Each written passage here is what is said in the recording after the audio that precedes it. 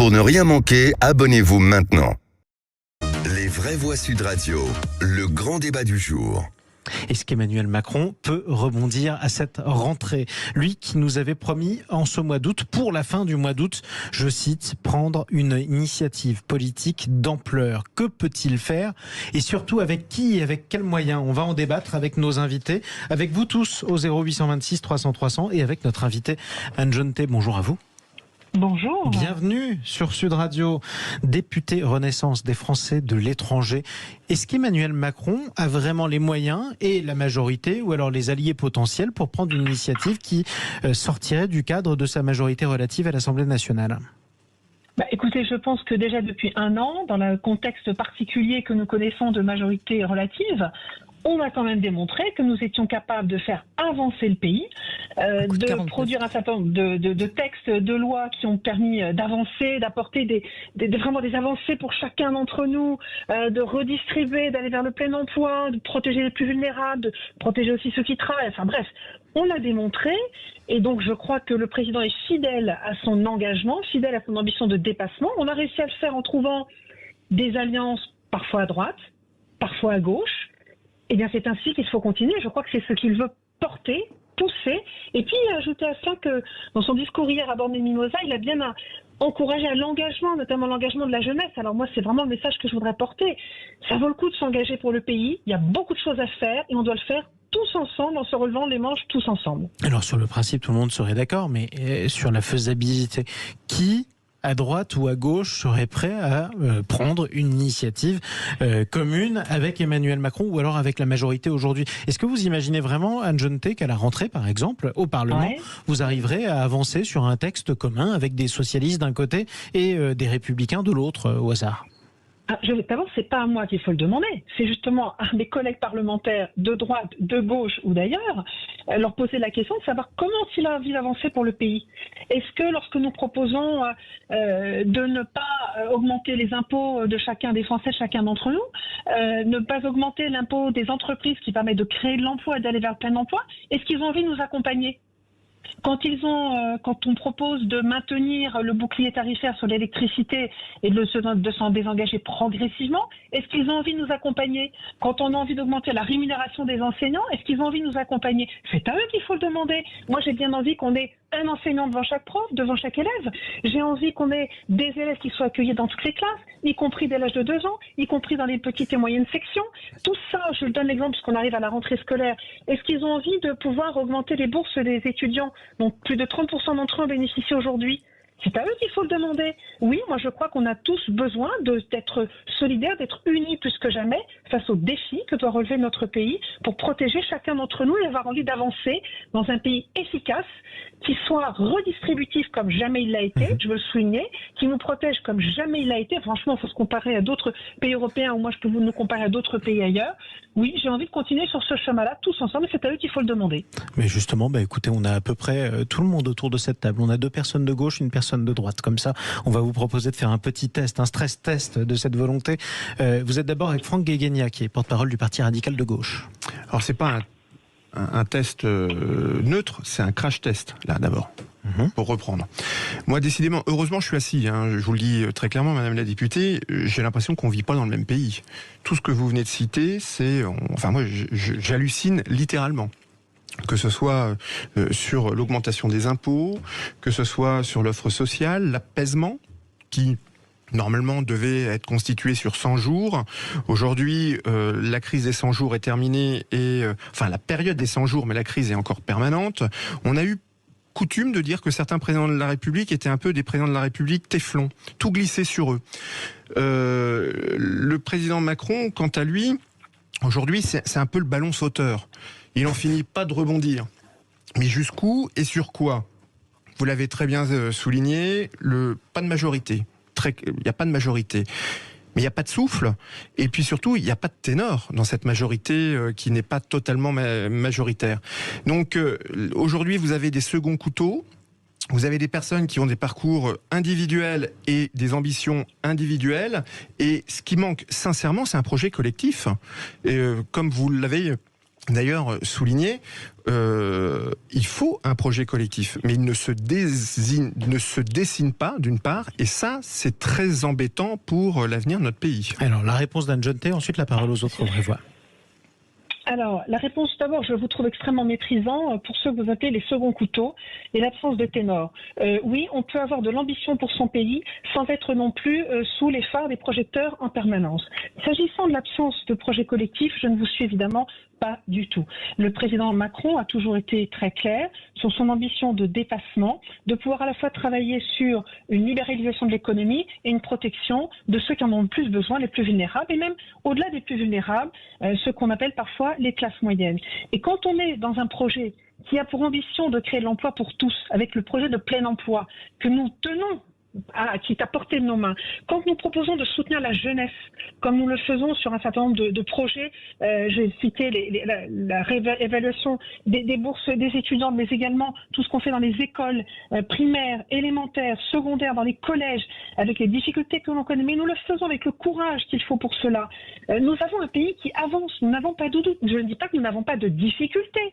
Je crois que nous vivons tout à fait dans le même pays, mais que pour affronter ces difficultés, oui, nous avons besoin de personnes qui travaillent d'abord au service du pays et non pas au service de leurs propres ambitions. C'est peut-être ce qui nous différencie d'autres partis politiques. Et nous avons besoin d'un pays qui tout entier s'engage avec l'ensemble de ses forces politiques. Ils doivent être capables aussi parfois de considérer qu'il y a des choses qui fonctionnent et que ce n'est certainement pas en expliquant à tout le monde qu'on vit dans un enfer alors qu'il y a des choses qui fonctionnent que nous pourrons faire avancer le pays. Tout n'est pas parfait.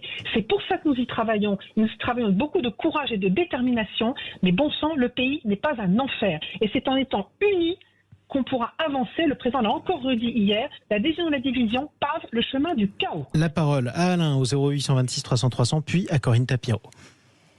Allô, oui. Oui, vous êtes toujours avec nous, mon cher Alain. D'accord. Alors, j'aurais fait une parenthèse, mais on ne peut pas revenir sur un sujet. Parce que vous avez abordé l'eau, j'aurais aimé donner mon avis. Alors, on parlera de l'eau dans un autre instant, parce que j'aimerais qu'on parle d'abord, là on est quand même sur Emmanuel Macron. Si vous voulez, je vous redonne la parole quand on parlera d'autres sujets plus tard, si vous voulez. Non, comme j'étais paysan, ça m'intéressait. Je comprends, vous avez raison. Vous avez raison. Et écoutez, je vous en reparlerai un peu plus tard. Pour Emmanuel Macron, oui. Eh bien, ça paraît difficile. Je ne vais pas le défendre parce que je trouve que c'est vide en idées. Ils sont très très forts en communication. Après, je crois qu'ils considèrent que le pays c'est constitué d'un tas de feignants qui sont responsables de tous les malheurs de la France. Moi, je suis paysan, je me lève à 6 heures. Pendant les moissons, je termine à minuit. J'imagine. Et donc, ça m'amuse un peu d'entendre ça, mais c'est de la communication. Donc, je me frappe pas plus que ça. Et je dirais que je préfère écouter vos autres intervenants qui ont vraiment raison. On est sur une pente glissante et on a du mal à relever la tête. Le plein emploi, peut-être qu'on y arrivera. Je ne crois pas que ce soit avec ChatGPT-4, mais quand on sera audit. C'est un autre sujet. Mais de toute façon, on écoute tout le monde sur Sud Radio, parce que c'est aussi pour ça qu'on débat. On a besoin d'entendre toutes les conceptions. Corinne Tapiro. Merci. Madame la députée, je vous trouve extrêmement injuste à l'endroit de mon débatteur. De Franck Guéguegna, pour ne pas le nommer. Parce que je ne l'ai pas trouvé méprisant. En revanche, je trouve que vous avez un mépris de l'histoire politique qui est extrêmement dérangeant. D'abord parce qu'Emmanuel Macron n'est pas arrivé dans un pays qui se construisait. Il est arrivé dans un pays qui était construit. Il a été le conseiller économique de Hollande pendant des années, puis son ministre. Donc il est largement comptable de la situation économique que nous connaissons. Vous savez comme moi que nous sommes à 3 milliards de dettes, ce qui est quand même colossal. En peu de temps, en l'espace de 20 ans ou 25 ans, on a doublé ce montant. Donc, Nicolas Sarkozy qui était là avant, il y a eu sa part aussi avec la crise de 2008. Il y a eu la crise de 2008, donc il y a eu un amoncellement de choses. D'autre part, vous demandez aux oppositions de travailler tous ensemble dans un grand élan soi-disant patriotique. Mais madame, c'est vous qui êtes au pouvoir, c'est à vous de faire des propositions et de proposer un projet pour voir si ces oppositions peuvent le rejoindre. Jusqu'à maintenant, la plupart des textes que vous avez déposés, soit sont passés avec le 49.3, donc on va pas revenir sur le sujet, soit vous avez refusé la plupart des amendements. S'ils ont été acceptés au Sénat, ils ont été rejetés à l'Assemblée nationale. Et c'est comme ça que vous dites qu'il faut s'engager tous ensemble. Vous parlez de l'engagement de la jeunesse. Moi, je veux bien, mais tout ça, c'est de l'incantation. On parle de ce sujet? Est-ce que M. Macron, le président, va rebondir?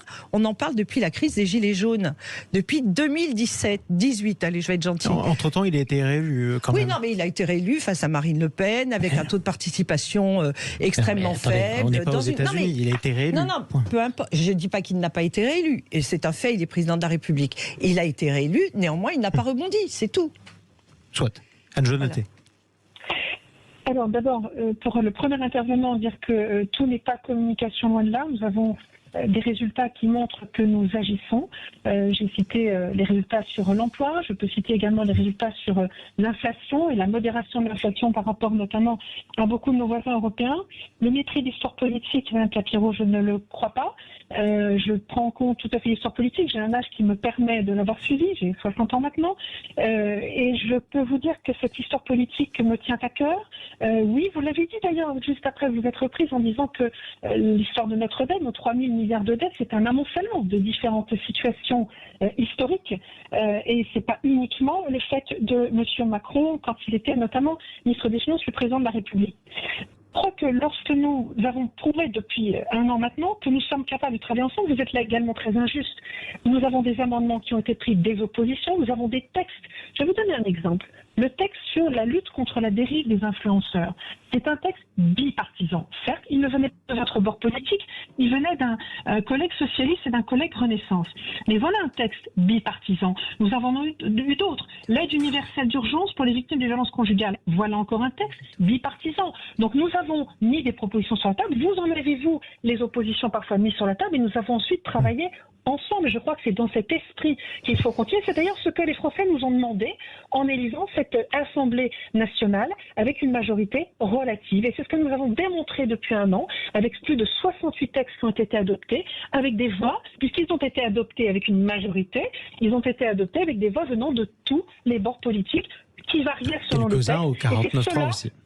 Mais il faut quand même...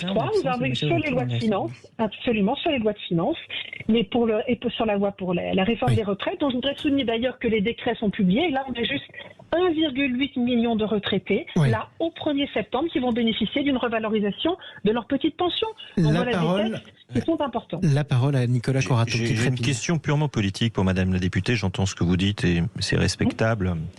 Vous défendez un bilan, on a tous une interprétation, peut-être une sensibilité différente par rapport à ce bilan. Moi, c'est sur le bilan de votre gouvernance à l'Assemblée nationale, puisque vous êtes député. Depuis 1 an, vous dites qu'il faut travailler tous ensemble. Alors moi, j'ai une question. Vous êtes à l'Assemblée nationale un groupe de la majorité présidentielle, parce que le président de la République a été élu par des Français qui ont refusé l'accession au pouvoir de Marine Le Pen, au second tour de l'élection présidentielle de 2022. Quand vous dites en tant que député qu'il faut construire des projets tous ensemble, est-ce que vous incluez dans ce tous ensemble les députés du Rassemblement national qui sont du parti de Marine Le Pen? Alors, c'est une très bonne question, je vous remercie de la poser. Et une question à laquelle je suis particulièrement sensible. Il y a les groupes politiques avec lesquels nous discutons, nous échangeons, et il ne vous aura pas échappé que le groupe Renaissance a toujours discuté avec les groupes politiques dont nous considérons qu'ils appartiennent à l'arc républicain. C'est-à-dire lesquels? Ceci exclut la France insoumise d'un côté et le Rassemblement national de l'autre, c'est très clair.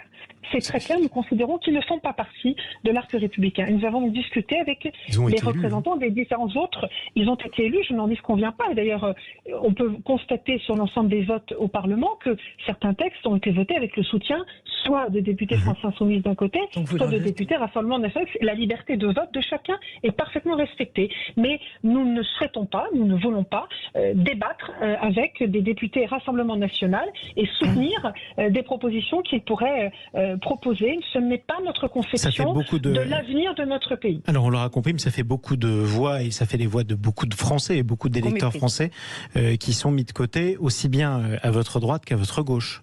Anne Genetet. Vous avez absolument raison, c'est un vrai défi.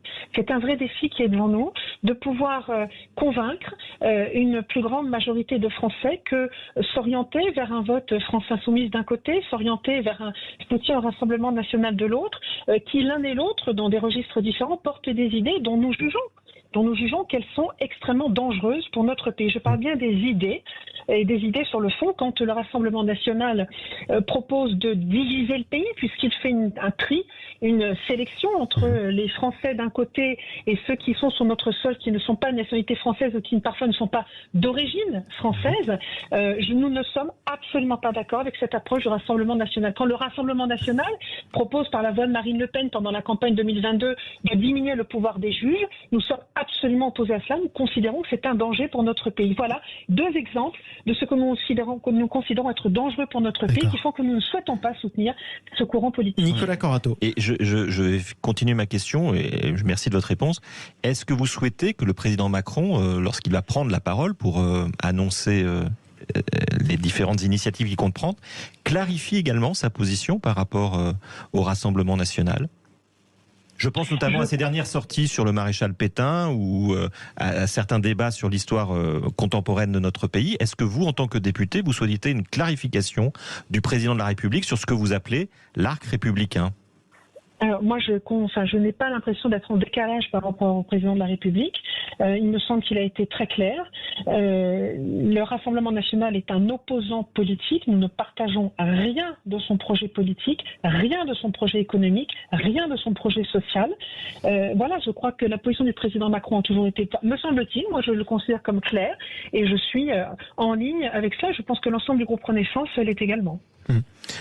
Franck Guéguigna. Oui, moi je trouve ça surprenant qu'une parlementaire qui représente évidemment à la fois une majorité mais aussi la voix des Français, au moins dans sa circonscription, un mouvement politique qui fait l'abstraction de 50% en gros des voix des Français, c'est-à-dire LFI et le Front National.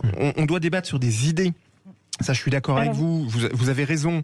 Mais ne pas les écouter, c'est leur permettre de s'exprimer ailleurs que dans des instances représentatives que sont le Sénat, l'Assemblée nationale, en l'occurrence ici, l'Assemblée nationale. Mais ils s'exprimeront à un moment ou un autre dans la rue et de manière beaucoup moins contrôlée, beaucoup plus violente. Et vous savez ce que ça peut donner. Le mot de la fin pour vous, Anne Jonté, justement. Est-ce que c'est pas eux, justement, ou en tout cas leurs électeurs qu'il faut parler ?